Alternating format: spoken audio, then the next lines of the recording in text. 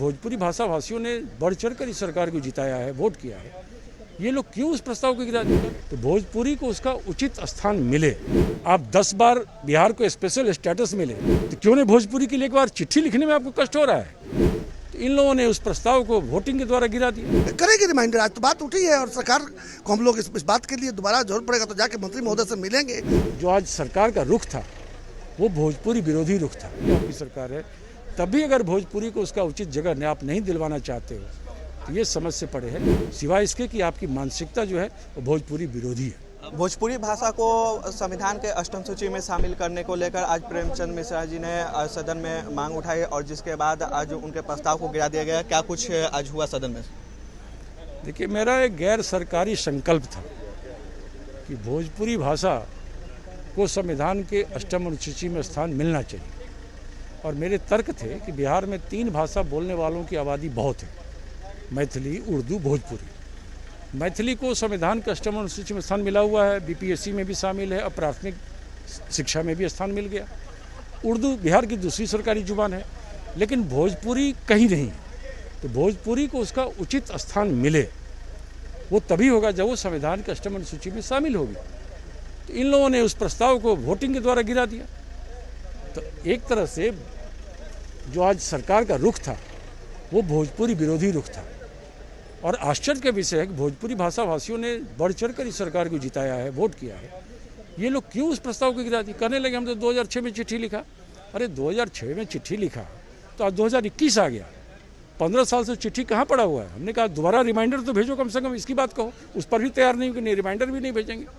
तो इनकी नीयत में खोट है, जो रिमाइंडर भी नहीं भेज सकते। भाई फ्रेश आप क्यों नहीं रिकमेंडेशन करते हो? और दिल्ली में आपकी सरकार है, नीतीश जी की सरकार है, बीजेपी की सरकार है, यहाँ भी आपकी सरकार है, तभी अगर भोजपुरी को उसका उचित जगह आप नहीं दिलवाना चाहते हो तो ये समझ से पड़े है, सिवाय इसके कि आपकी मानसिकता जो है वो भोजपुरी विरोधी है। मंत्री जी का तो कहना है कि हमने अनुशंसा कर दी है तो फिर इसके बाद दोबारा उनको भेजना, अनुशंसा करना, ये औचित्य ही नहीं बचा है। ये कितना हास्यास्पद है। क्या सरकार रिमाइंडर नहीं भेजती है? आप 10 बार बिहार को स्पेशल स्टेटस मिले, नीतीश जी 10 बार से ज़्यादा मांग की है कि नहीं की है? तो क्यों नहीं भोजपुरी के लिए एक बार चिट्ठी लिखने में आपको कष्ट हो रहा है? कैसे कैसे लोग मंत्री बने हुए हैं। ये जवाब देकर ही तो मंत्री अपने आप को फंसा दिया। ये जवाब तो में ही तो फंस गए कि सरकार की नीयत ठीक नहीं है। आप बाकी मांगों के लिए कैसे पटना यूनिवर्सिटी को सेंट्रल यूनिवर्सिटी का दर्जा मिले, नीतीश जी ने कई बार कहा है, उसमें शर्म नहीं आती है? भोजपुरी को स्थान मिले, इसके लिए दोबारा चिट्ठी लिखने में शर्म आती है सरकार को? तो आज जो कुछ भी सरकार के मंत्री ने कहा उससे बीजेपी और जेडीयू गवर्नमेंट दोनों एक्सपोज हो गई है। आप एक रिकमेंडेशन का रिमाइंडर तक भेजने को तैयार नहीं है। आपके प्रस्ताव को भी गिरा दिया गया। हाँ, मेरे वोटिंग कराया, मैंने कहा मैं वापस नहीं लूँगा। तो संख्या बल उनका है, हाँ ना हल्ला करके गिरा देते हैं। लेकिन जो मेरा पर्पस था वो मैं सक्सीड किया। मुझे संतोष इस बात का है कि ये कांग्रेस के सदस्य ने भोजपुरी भाषा के लिए आवाज़ उठाई और बीजेपी जेडीयू वाले ने उसको वोटिंग के द्वारा गिराया। अब आगे क्या कांग्रेस की रणनीति होगी भोजपुरी भाषा को लेकर? इसकी लड़ाई जारी रहेगी। ये सतत प्रयास का नतीजा है। हम लोग समझ गए सरकार भोजपुरी विरोधी है। अब भोजपुरी इलाके में जाके वहाँ के लोगों को ऑर्गेनाइज करेंगे, जोरदार आवाज़ उठेगी, समाज खड़ा होगा तो इनको तो झक मार के देना पड़ेगा। ये नियत का सवाल है ना। ये खड़ा हो गए, देखिए आगे खड़ा ये बीजेपी के माननीय सांसद हैं, इन्होंने समर्थन किया, लेकिन बाकी सत्ता पक्ष वालों ने किया। सवाल है आप एक लेटर के लिए रिमाइंडर नहीं भेज सकते हैं। 2006 तो 2014 से किसकी सरकार है? ये बड़ा प्रश्न है। एकदम बनता है जी। बिल्कुल साथ में हमारे साथ सच्चिदानंद सिन्हा भी जी मौजूद है। आज सदन में इनका प्रस्ताव को आज अस्वीकार कर दिया गया है। नहीं, अस्वीकार नहीं हुआ है, बातें रखी जाती है तो परंपरा है कि वापस लिया जाता है। लेकिन हम जानते हुए भी हम समझ लेके आते हैं इसीलिए संकल्प कि बात हो, चर्चा हो, सरकार तक बात पहुंचे, जनता तक बात पहुंचे। और आज तो उनको मिश्र जी कहेंगे हम, क्योंकि भोजपुरी की बात कर रहे हैं। तो मिश्र जी ने बड़ी मजबूती से बात को रखा। मैथिली भाषी होते हुए भी भोजपुरी के सम्मान के लिए जो मिश्र जी ने लड़ाई लड़ी वो कोई छोटी मोटी लड़ाई नहीं थी।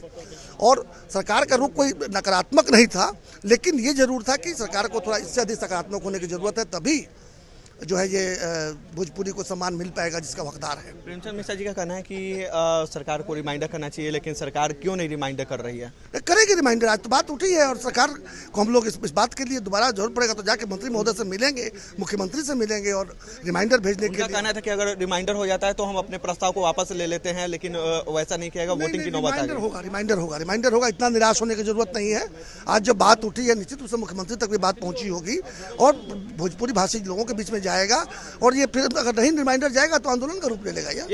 एक सबसे बड़ा सवाल कि 2006 में प्रस्ताव को भेजा गया था, अनुशंसा के लिए भेजा गया था और इतने लंबे समय का वक्त लग गया, लेकिन अभी तक नहीं अष्टम सूची में शामिल किया गया। ये विषय जरा जटिल है।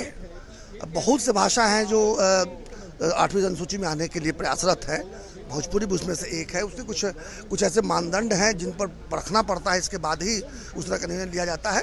तो देरी हो रही है, लेकिन मुझे पूरा विश्वास है देर भले हो लेकिन आएगा दुरुस्त।